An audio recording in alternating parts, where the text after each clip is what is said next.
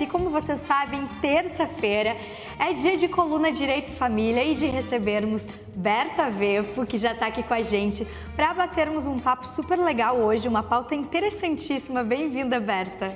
Muito obrigada, Helena. Boa tarde a todos. Eu queria saber, então, da Helena e do Renato, se vocês têm animal pet. Sim. Pois é, então, com a evolução da sociedade, que está indo cada vez mais para cidades grandes e com o avanço da tecnologia, que vem afastando os humanos também, vem afastando as famílias, o ser humano cada vez mais está ligado na tecnologia e a solidão vem crescendo. Então, hoje os animais de estimação estão com maior valor para as famílias. O direito, inclusive, vem reconhecendo esses animais de estimação e eles falam, inclusive, em famílias multiespécie, que é a família composta pelos pais e pelos animais de estimação. Então, chega a ser engraçado que a tecnologia avançou, as cidades avançaram, cresceram, temos cada vez mais cidades maiores, mas as pessoas cada vez mais isoladas. E é justamente esse isolamento que aproximou mais as pessoas do seu animalzinho de estimação. Inclusive, nós vemos nas redes sociais grandes festas para animais e uma importância quase que equiparada à importância dos filhos, ou mesmo alguns animais tratados e chamados de filhos. Novas composições familiares e muitos casais às vezes ainda não sabem se querem ter filhos e optam por ter um pet. E Helena, sabe que uma das coisas que eu acho mais curiosa, como a gente vai falar de direito, é como o direito ele se vai se transformando de acordo com o comportamento humano, né? A gente sabe que há pouco tempo atrás isso era quase que um absurdo tratar um animal de uma forma como essa, e hoje a gente vê como as leis vão se adaptando ao comportamento. Muito bem colocado, Renato. Inclusive, na semana passada, nós falamos de um outro formato de família, que é o formato da família em trisal, em que é composto por uma mulher e 2 homens, ou vice-versa. Hoje também entrou nesse reconhecimento de formato de família o animal pet, que pode ser gato, pode ser cachorro. Eu já conheci pessoas com porquinho da Índia. Então, enfim, são animais em que se considera o afeto por aquele animal, que ele é um integrante da família. E o direito realmente vem evoluindo, a sociedade vem evoluindo, vem construindo outros formatos de família e isso, evidentemente, passa a ser objeto dos julgamentos. Quando a gente fala de julgamentos, então entrando em uma questão, por exemplo, se acontece um divórcio do casal, como fica a guarda do pet, Berta? Pois é, hoje já existem pedidos de guarda compartilhada pet. Por quê? Porque esse animalzinho de estimação passou a ser parte da família. Então, ambos querem a convivência com o animal pet. Isso ainda não tem regulamentação jurídica, mas hoje os juízes já julgam como se fosse, por exemplo, a guarda dos filhos. A guarda pode ser compartilhada e vai ser regulamentada dentro daquela ação de divórcio ou ação de dissolução de união estável, a convivência do animalzinho pet. Ele pode passar a final de semana com um e os finais de semana alternados com o outro ou vice-versa, mas já existe um direito reconhecido que inclusive pode ser cobrado na justiça. E automaticamente as divisões, assim que antes a gente falou, festas dos pets, muitos vão para creche também. Essas despesas também são colocadas no acordo? É muito importante que isso seja dito. O que acontece? Não existe hoje pensão alimentícia para animais de estimação. Mas, obviamente, que em comum acordo, isso pode ser convencionado. Mas não existe o direito de cobrar, como no caso dos filhos, uma pensão alimentícia para o animal pet. O que pode ser é combinado entre as partes, tá? Mas isso o direito ainda não reconhece. Quem está com o animal tem que suprir as despesas do animal. É a mesma coisa que eles consideram como os imóveis. Quem ficou com aquele imóvel vai suportar as despesas de um imóvel. Os animais para o direito, eles ainda não existem uma colocação, eles não existe uma denominação que se refira a eles, né? Então, hoje não se pode falar em pensão pet, por exemplo. Mas, se for de comum acordo, pode ser estabelecido esse pagamento, enfim, com a cobrança. Se for de comum acordo, claro, pode ser. E o que algumas pessoas fazem no cálculo de uma pensão? Dentro desse cálculo, já colocam ali algum valor destinado ao custo do animal pet, né? Mas não se pode cobrar exclusivamente uma pensão alimentícia para o animalzinho de estimação.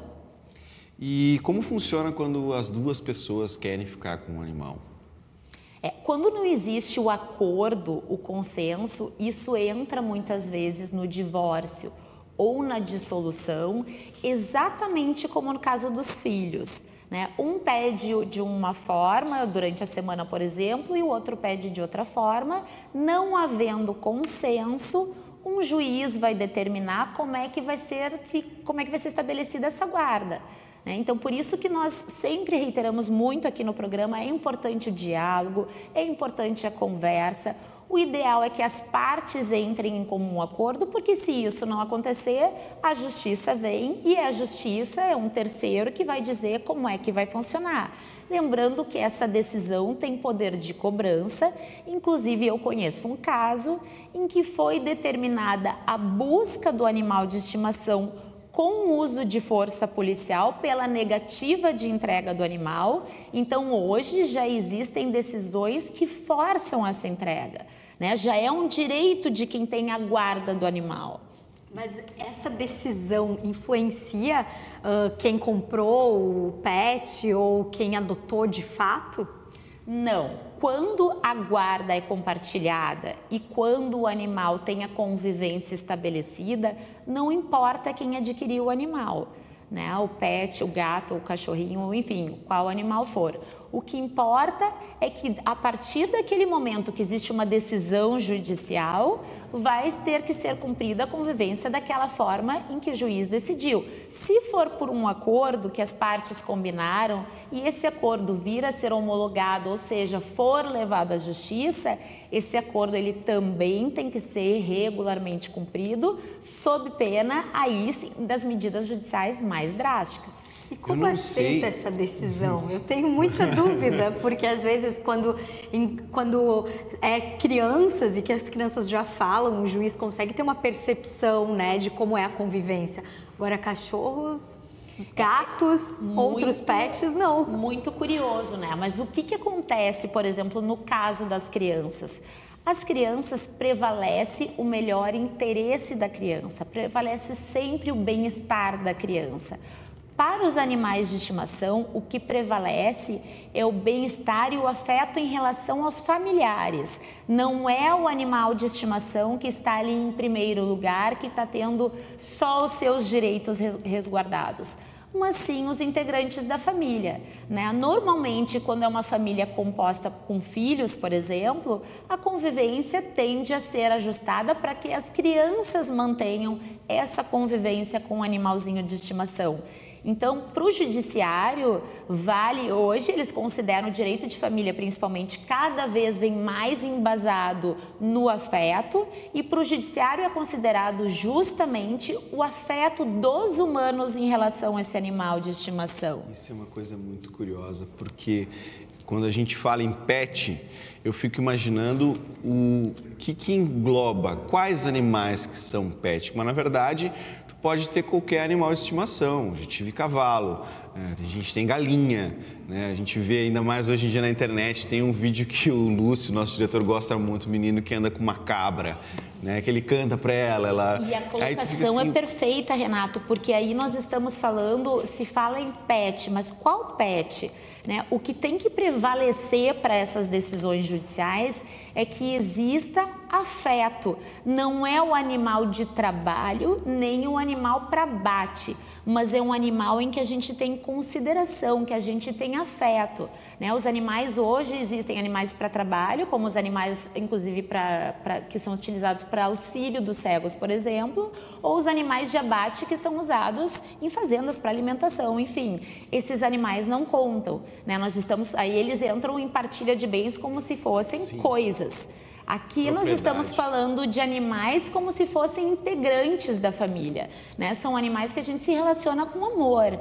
Então é essa diferença que tem que ser feita. Eu posso pegar uma ovelha lá de não sei onde para botar numa decisão judicial, para pedir o convívio. Não, tem que existir uma relação de afeto com a família. Baseado nesse afeto, que hoje é o que mais predomina nas ações de família, é o que mais importa para o direito de família, inclusive se sobrepõe às relações sanguíneas, e isso é um tema que eu vou trazer para cá. O direito hoje ele não é mais baseado, fundamentado nas relações de sangue. Os animais a mesma coisa. Então, se existe essa relação de afeto, se existe essa relação de amor, se os integrantes sofrem por estarem afastados desse animalzinho, ele vai ser julgado também, vai entrar nesse divórcio ou nessa dissolução para que seja regulamentada a convivência e a guarda.